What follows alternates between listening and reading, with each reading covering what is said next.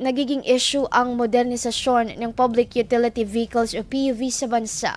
Kaya't nagdudulot ito ng pangamba sa mga operator at tsuper sa probinsya ng Pangasinan. Ayon kay Bernard Tuliao, ang presidente ng One Pangasinan Transport Federation, malaking pasanin para sa kanila ang pagbabayad ng mataas na equity sa mga bangko upang makasabay sa PUV Modernization Program. Batay sa kanilang datos, tanging 5% lamang ng mahigit 3,000 na PUV units sa lalawigan ang na-modernize.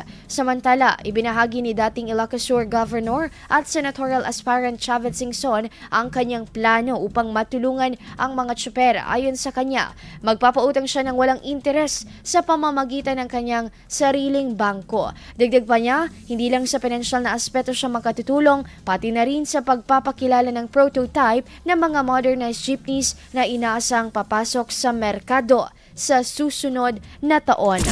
IFM News. IFM News. IFM News. IFM News.